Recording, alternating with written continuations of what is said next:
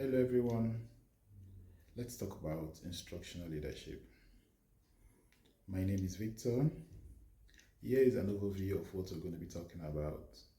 Firstly, talk a little bit about myself, my school, and stuff like that. Then, I'm going to define instructional leadership and its importance. Then, the leadership system in my school, some theories, the instructional strategies, how it's related to my school. Then I'm going to personalize it. After that, we're going to reflect on that, on some of the strategies, then conclusion. I am Ifemina Victor, a physics teacher in the UAE, teaching in a British curriculum school. What is instructional leadership? This deals with teaching and learning in the classroom, which is another aspect, and the broader aspect, which talks about the school culture, collaboration among staff, colleagues, and the leaders. Let's talk about the leadership team in my school. We have the senior leadership team. Before we start with the principal, we have the board of directors. Then we have the principal, which is responsible for the day to day running of the school. He is being supported by the vice principal, then the head of secondary. After, we have the head of pastoral care and designated safety lead. In the MLT section, which is the middle leadership team, we have the secondary deputy head, pastoral care. She supports the head of secondary and she's responsible for the behavior of the kids. Then we have the year head.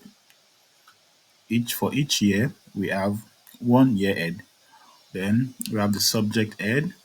For each subject, we have someone responsible for each subject. Theories of instructional leadership.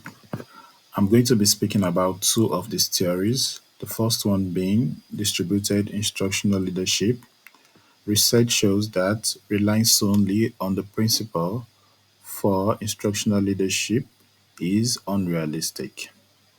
The leadership has to be shared among teachers and other staff members. They have to collaboratively work together. Teamwork is very important in distributed instructional leadership so that they can be able to accomplish their goals. The next being transformational leadership theory. This inspires a shared vision, creativity, and develop leaders through coaching and support. The four I's framework of transformational leadership are idealized influence. This speaks about the leader being a role model to the staff and the students. We have the intellectual simulation. This focuses on the strengths of the teachers. Then we have individualized consideration. This is when the leader acts to support, to mentor, and to encourage teachers and staff.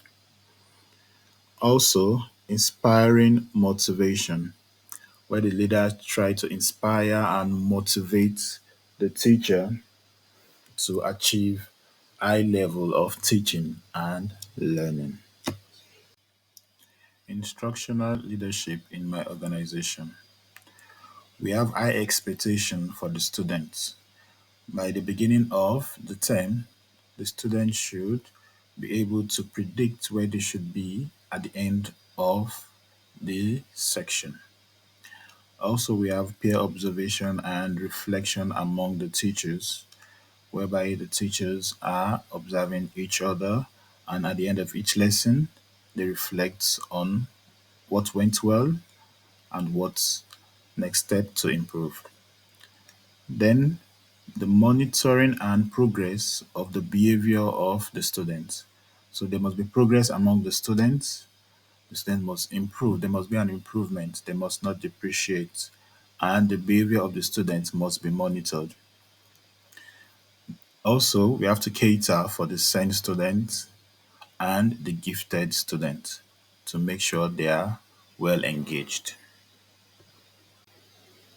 I would approach instructional leadership by allowing the staff to be creative and also the students, not allowing them to be restricted.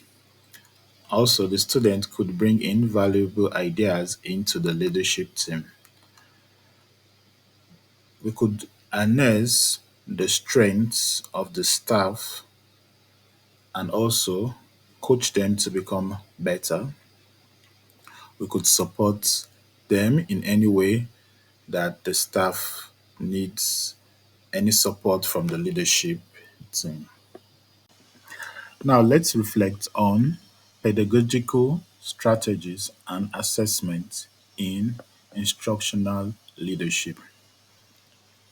Creativity and collaboration helps improve learning.